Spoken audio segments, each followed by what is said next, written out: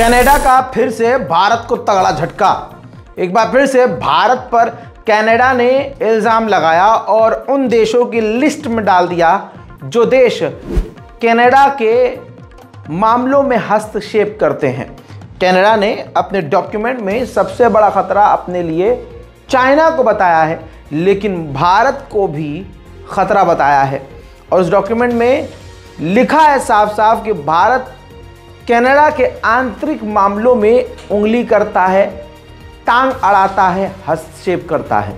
जहां मोदी सरकार ये कह रही थी कनाडा से हम रिश्ते ठीक कर रहे हैं, हालांकि कनाडा भी कह रहा था कि हम रिश्ते ठीक कर रहे हैं, ऐसे में कनाडा का ये इल्ज़ाम भारत के साथ अपने रिश्ते खराब करेगा। मालदीव और भारत के भी रिश्ते आपको मालूम है।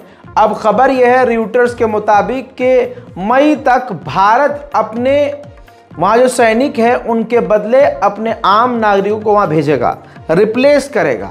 सैनिक बुला लेगा, सिविलियंस भेजेगा, लेकिन ये नहीं पता कि सिविलियंस क्यों भेजेगा, क्यों भेजना ज़रूरी है। लेकिन ये पता है कि अपने सैनिकों को निकालने के लिए मोदी सरकार तैयार हो गई है। वहीं मेरे दोस्तों, मालदीव चीन का एक जासूसी जहाज़ पहुंचा और आपको इसकी खबर है। लेकिन अब जो बड़ी खबर आ रही है वो ये कि जब ये चीन का जासूसी जहाज़ पहुंचा तो इसके बाद खबर आती है कि पहले से ही एक चीन का जासूसी जहाज़ मालदीव में मौजूद है। यानी इस वक्त 2 समुद्री जासूसी जहाज़ चीन के मालदीव में मौजूद हैं। इसके बाद भारत के लिए बड़ा ख़तरा नज़र आया तो भारत ने अपना एक पनडुब्बी, सैन्य पनडुब्बी श्रीलंका की तरफ मालदीव के खिलाफ भेज दिया है। उधर पाकिस्तान ले चलूँ तो पाकिस्तान के हालात इतने बुरे हैं कि पाकिस्तान के पूर्व प्रधानमंत्री को 5 दिन में तीसरी बार सज़ा सुनाई गई है। इस बार उनकी वाइफ और इमरान खान पूर्व प्रधानमंत्री को 7 साल की, दोनों को 7-7 साल की सज़ा सुनाई है इलीगल तरीके से, गैर कानूनी तरीके से शादी करने के जुर्म में। भाई मैं तो ये कह रहा हूँ इतनी तकलीफ़ है तो भाई सीधा फांसी पर लटकाओ, गोली मारो, ख़त्म करो यार। तुम इतना क्यों यार पाकिस्तानी हो यार, तुम पूरी ज़िंदगी बर्बाद हो रही है, उससे अच्छा एक झटके में काम करो। दोस्तों, पाकिस्तान की जो फ़िलहाल की सरकार है वो यही सब कर रही है, विपक्ष को सीधा जेल में डालकर ज़िंदगी भर के लिए सड़ाने को तैयार है। अब पाकिस्तान के हालात इतने ख़राब हैं कि खुद अमेरिका ने ट्रैवल एडवाइजरी जारी कर दी है अमेरिकियों के लिए कि पाकिस्तान के हालात ख़राब हैं और भी बिगड़ सकते हैं, पाकिस्तान जाने से बचें। मेरे दोस्तों, पूरी दुनिया का पहला देश चाइना बन गया है जिसने तालिबान को मान्यता दे दी है। जी हाँ, ये बात मैंने 2 साल पहले ही, जब तालिबान सरकार में आई और चीन ने जितना इंटरेस्ट दिखाया, मैंने बहुत पहले बता दिया था। मेरे व्यूवर्स इस बात को जानते हैं। लेकिन आपको बता दूं कि पाकिस्तान इस बात से नाराज़ हो गया कि आखिरकार अफ़गानिस्तान को ऐसे कैसे मान्यता हमारे बेस्ट फ्रेंड ने दे दी। जिसके बाद राष्ट्रपति, जो चीन का राष्ट्रपति है शी जिनपिंग, उसका बहुत करीबी व्यक्ति इस वक्त पाकिस्तान पहुंचा है अफ़गानिस्तान के मुद्दे पर बात करने के लिए, यानी पाकिस्तान को मनाने के लिए। उधर चाइना ने पूरी दुनिया का पहला कमर्शियल सैटेलाइट लॉन्च कर दिया है जिसके अंदर आर्टिफिशियल इंटेलिजेंस से लैस सारी चीज़ें मौजूद हैं और इसी चीज़ ने दुनिया की तमाम सैटेलाइट से अलग सैटेलाइट चाइना को बना दिया है और चाइना उस सैटेलाइट का इस्तेमाल अच्छे तरीके से कर सकता है। पूरी दुनिया के लिए ये एक बड़ा ख़तरा है और अमेरिका के लिए ज़ोरदार झटका है।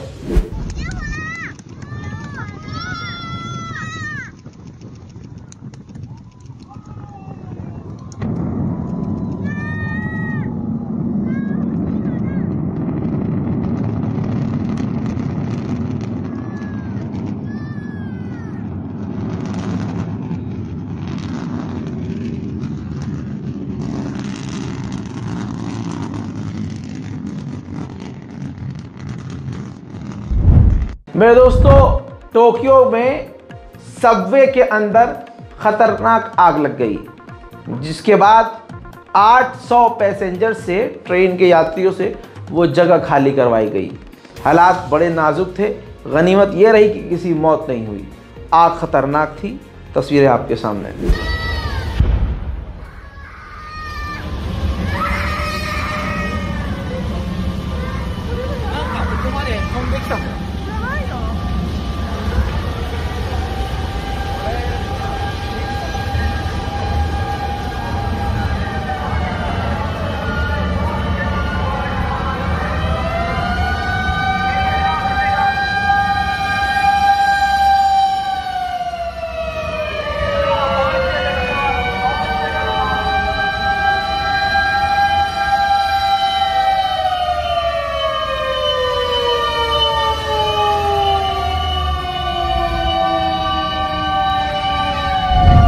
अमेरिका में बाइडेन की जीत हुई है साउथ कैरोलिना में। जी हां, अच्छे वोटों से स्टेट साउथ कैरोलिना में बाइडेन ने जीत दर्ज करवा ली है। उधर बॉर्डर पर ईरान के लिए बड़ा खतरा है। जैसे कि मैं आपको पहले ही रिपोर्ट में बता चुका हूं कि ईरान पर हमले की तैयारी है। ऐसे में ईरान ने अपनी पूरी ताकत से ड्रिल की है।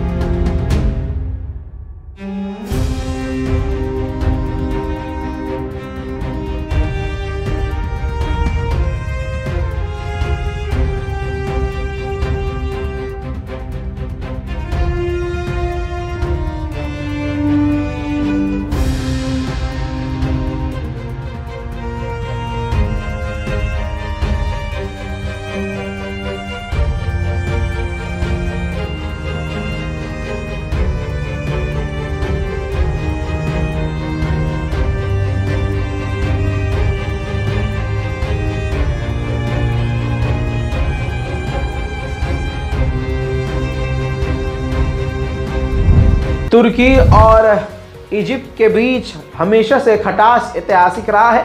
अगर मैं बताने बैठ जाऊं कि क्यों रहा है तो एक लंबा वीडियो हो जाएगा, इसलिए सिर्फ इतना ही जान लीजिए कि दोनों के रिश्ते अच्छे नहीं थे, लेकिन तुर्की फिर भी जैसे तैसे अब राजी हो गया है इजिप्ट को ड्रोन देने के लिए।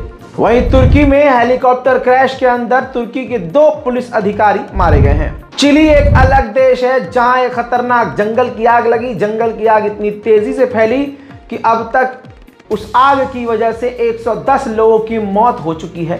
हजारों लोग अभी लापता हैं और लाखों लोगों को निकाला गया है। तस्वीरें आपके सामने।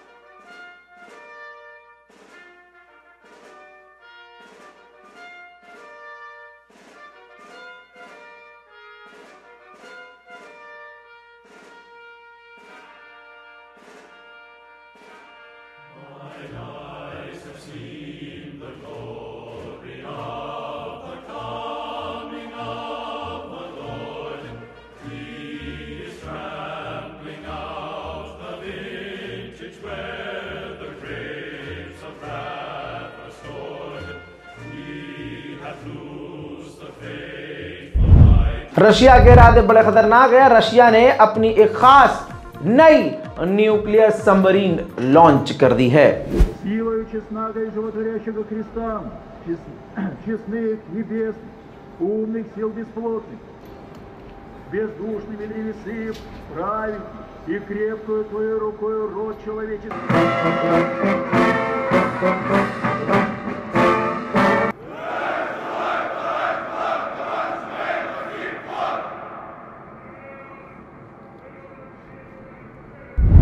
उधर G7 ने प्लान तैयार कर दिया है। जिन जिन यूरोप के देशों में रूस की प्रॉपर्टीज हैं उनको बेचा जाएगा और उसकी रकम यूक्रेन को दी जाएगी। यूक्रेन ने अपने ही कब्जाई हुई जगह जहां पर रशिया ने कब्जा किया है उसी जगह हमला कर दिया, जिसमें 28 आम लोगों की मौत हो गई है।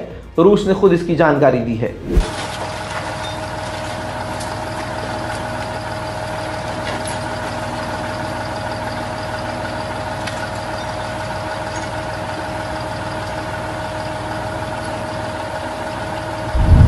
मेरे दोस्तों, यूक्रेन के अंदर ही उतल पुतल हो रही है। यूक्रेन ने अमेरिका को जानकारी दे दी है कि अपने टॉप एडवाइजर, टॉप कमांडरों को हटाने वाले हैं, रिप्लेस करने वाले हैं। मैदान जंग के ज़ैपोरिज़िया इलाके में ज़ेलेंस्की पूरे मिलिट्री इक्विपमेंट के साथ चोरी चुपके से अचानक से विजिट पे पहुंचे थे।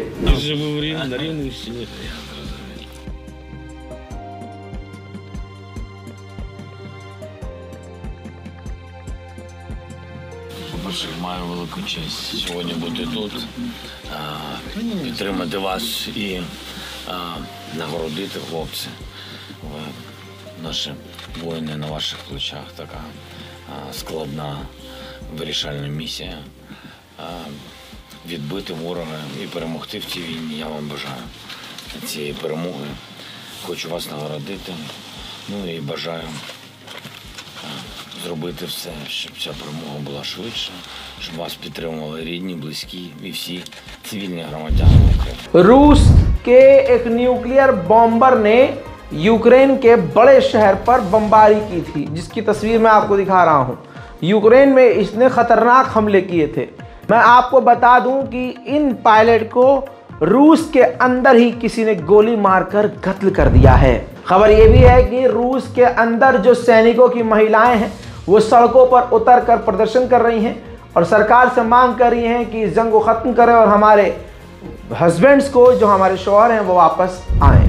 वहीं रशिया ने प्लान कर लिया है वो भारत के साथ फ्री वीज़ा एक्सचेंज करेगा, यानी भारत में रूसियों के लिए और रशिया में भारत के लिए वीज़ा फ्री होगा। अंतर्राष्ट्रीय प्राइम टाइम रिपोर्ट में आज के लिए इतना ही। आपसे गुजारिश है कि इस चैनल को सब्सक्राइब ज़रूर करें। रज़ाग्राफी को सब्सक्राइब करते हुए हमें दुआ में ज़रूर याद रखें। जय हिंद।